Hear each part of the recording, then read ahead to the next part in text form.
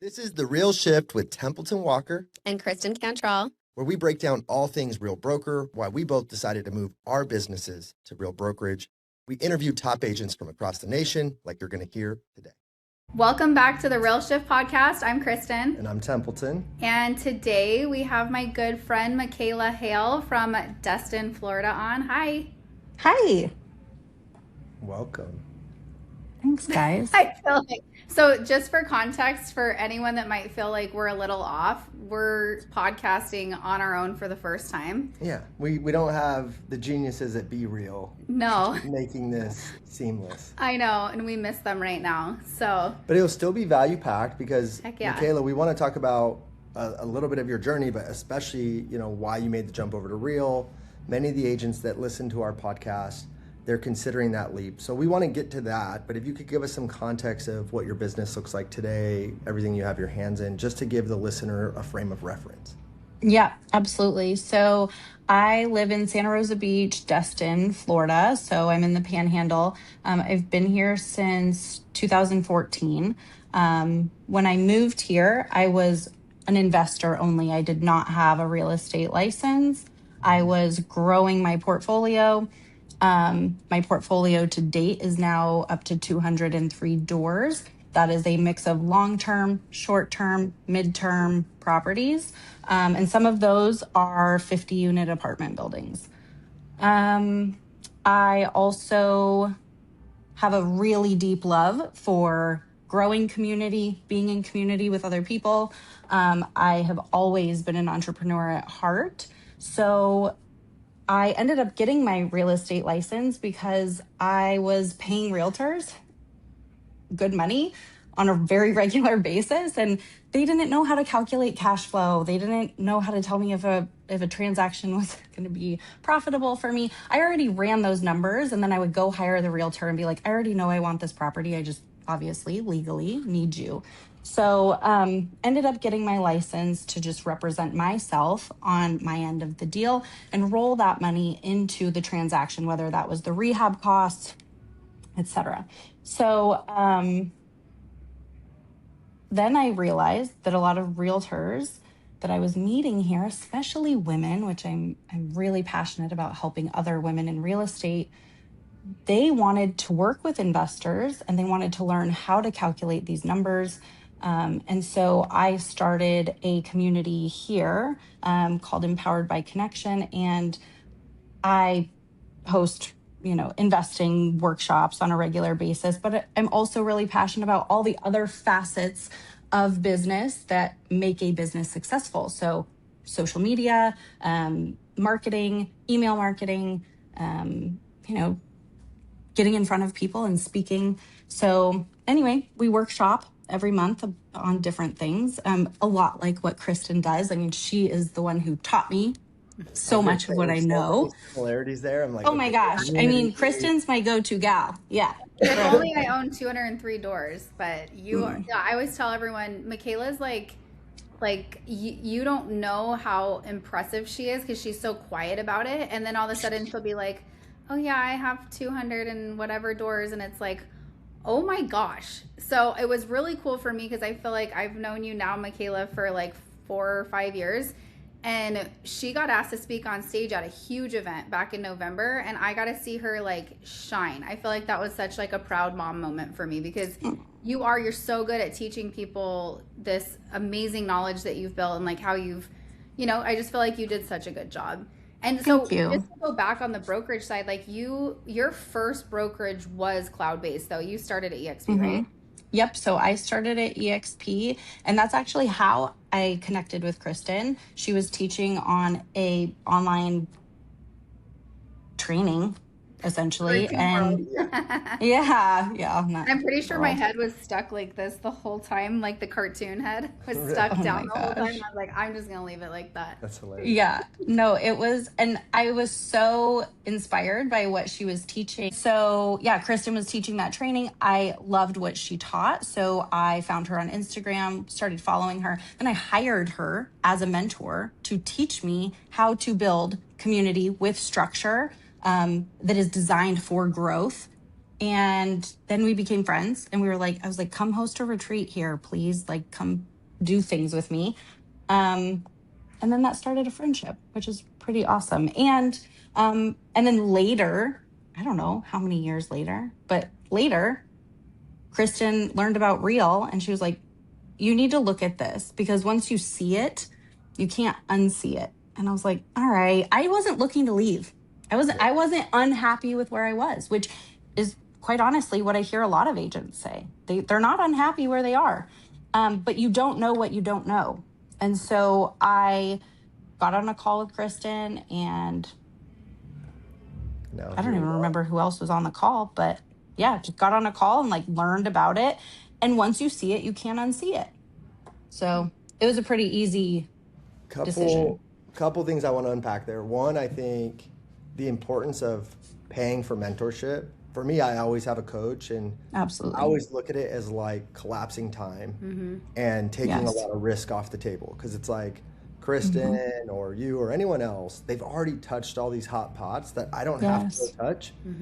And what could that cost me? 5 grand, 10 grand, 20, whatever it is, it's a sound Yep. investment. So the fact that you did that is so amazing.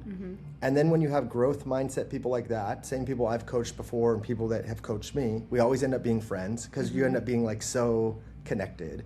Totally. So I love that. And then R&D. So like what you built, I think people sometimes think they have to go create like some unique thing, but it just has to be your thing. But you can R&D, which that stands for rip off and duplicate. Put your own hot sauce on it, make it your own thing. Like your thing is yours and Kristen's is hers. But you guys Yep. can share notes. You guys can do similar things Totally. across the country and both be successful. And Yeah. then the last note is being open-minded when someone you know, like, and trust comes to you with an opportunity and be like, hey, are you willing to look at this? It's like, sure, let me see Yes. what you have. Oh yeah, I knew Totally. Michaela would love it for so many different reasons, but the biggest thing too is I feel like Real is very investor friendly. Oh, And Oh my so I gosh. knew that, like I'd heard that multiple times, and then obviously like we joined Templeton. And so it was just like I knew when we came to you with that, like it was going to be a no-brainer for you. Yeah, absolutely. And even from day one, Kristen saying like, hey, you have to meet Templeton because he's an incredible investor and into the same kind of things that you are. That was also a big deciding factor, just because of how collaborative the culture is at Real. It makes it an easy yes to be like, I'm in such alignment with everybody that's already at Real and that would be in my upline, but even uplines don't matter at Real, which was such a mind-blowing thing coming from EXP, where I would ask people for help and they're like, oh, sorry, who are you under? And it's like, oh, I'm under so and so. And they're like, yeah, sorry, I can't help you with that, crazy. because they operate in silos. And so the fact that Real doesn't, and I'm able to get support and help from various people that are where I want to be, or they have something that I want to learn, or I want to add value to what they're up to. It's just such a cool culture. So what do you feel like now you've been at Real for almost 2 years? What would you Yep. say is like something that you found out like you're like, I didn't know I was going to love this so much, but this is one of my favorite things? Okay, so for me, it was going to Rise this past fall. I've never subscribed to being about brands or companies or wearing logos on my shirts or hats. Like, I've always just been like, I'm gonna just rock my brand and my own thing, and I'm not loyal. I've never been like, I'm super loyal to my brokerage and things like that. Okay. I went to Rise. I freaking love Real. I Mm-hmm. freaking love Real. Like, going to Rise allowed me to not only meet leadership, like senior leadership, and learn from Sharon and learn from all these just incredible leaders that are doing amazing things in their individual lives at Real as well, and other companies that they represent. But just like, the true collaborative culture. People say like they're okay, yeah, Real has a culture that's different, but then I got to really experience it Yeah. at I Rise. definitely think that going to Rise, like you're at Real and then you're like, okay, now I'm like really at Real. Because it definitely like Mm-hmm. you feel like you're like more bought in and you like really get the company on a different level, I feel like. Yeah. So I totally agree with that. Well, and that like every decision that they make is truly about how it's going to benefit at the agent level. Yeah. Yeah. And they are so motivated by making less friction in transactions, better usability on the back office, and just everything that they work on is truly to benefit the agent. And I just think that's an incredible thing. It sounds like it should be that way everywhere, but it's actually not. And you really feel it when you go to those events. Yeah, the So if you're connection. thinking about going, go get your ticket, right? The connection, it definitely solidifies, I think, now everything's so virtual and so Mm-hmm. online, which is a beautiful thing, but like I think a lot of people are getting a little bit worn out on always being digital, and they're like craving more Yeah. analog and more human to human. Mm-hmm. And Mm-hmm. getting to those sort of events and putting a face to the name is important. And I have to take my own medicine on that. Like I Mm-hmm. never go to anything because I have a gajillion kids and my wife, and I just hang out with them all the time. And I'm like, okay, I have to like take a weekend and go do this. So You're plugged in like locally, and then you're locally, I'm also really in good. like the like I feel like one of the newer Real agent groups, right? So like you're in No, the for growth sure. group. No, and I But yeah, am you need plugged to in, come but to Rise I need to get to Rise. So and bring your family. you saying that is like inspiring me. I'm like, okay, I have to get there. I want It's a to ask you game changer. I want to ask you though, so one of the things that was like profound for me as an investor, everything for me tends to show up in math in real estate deals. I'm like, okay, what's the Yeah. ROI? What's the growth rate? What's the opportunity? And when I saw the revenue share, and I always give Kristen credit for this because I was like, it's cool, I guess, like it's extra money. But I was While like, you're making like 10 grand a month, he's like, oh, it's cool. Like I'm I, not with that. I was just like, no, it's nice. Like it was, but like it didn't really hit me until and I always say I'm not trying to equate human beings to rental properties, but I'm going to use that analogy. Yeah. Imagine having rental properties that have no capex, no deferred maintenance. There's no roof or AC that's going to suck the money back in next month. Like, yeah. It pays you a dividend, and it goes and finds you more rental properties. That's essentially what if you look at your rev share as units or doors. Yeah. I'm like when I looked at it like that, I was like, oh my God. I was like, all right, I have to go. Yeah. So I think I came back to you and was like, all right, I'm going to take this serious. Yeah. I had like almost 300 people back then. Yeah. I'm at almost 700 now, but I had Heck two or yeah. 300, and I only had 2 lines open Mm-hmm. because I was like, I don't know, it's fine. And then she was like, dude, what are you doing? So did you have that, like, have you seen it in that sort Yeah. of, like, ROI sort of like, once I saw it like a portfolio, I was like, oh my God. Mm-hmm. Yeah. I never really put that analogy with it, but I really like it. And it's true. Like I did have a moment.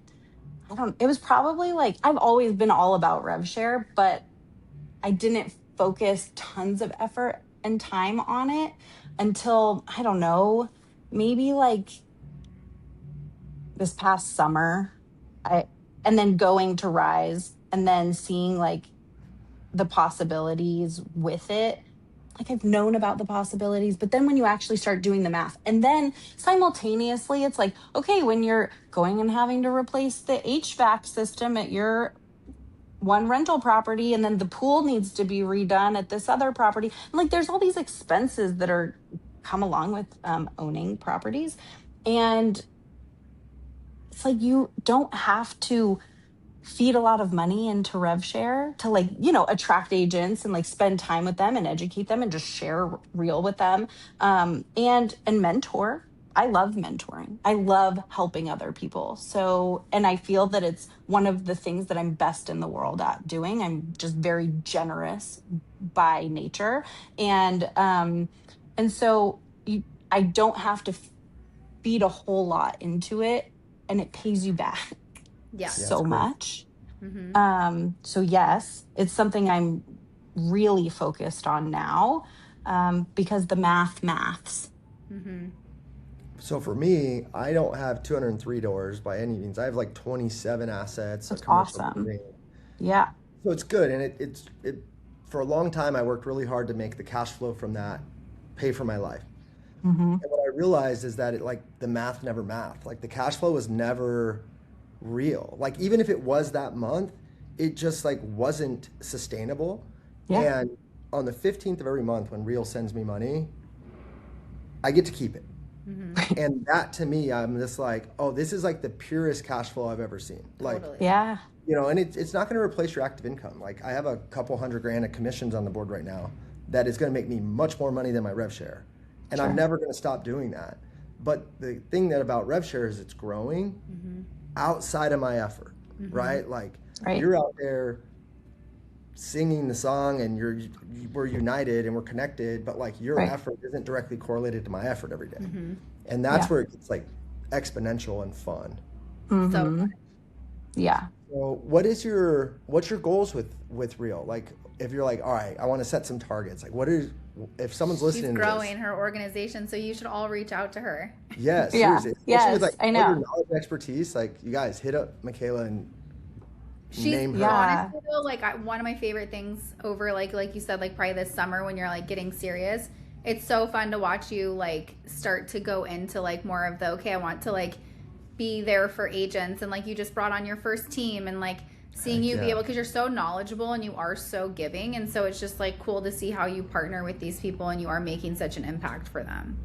Thanks. It's been really fun. And also just getting really clear, because once you decide you're going to do it, you also logically have to like structure in your mind your own boundaries and how giving you're going to be of your time, because time is my most precious asset, hands down. I know people say that, but it is so true.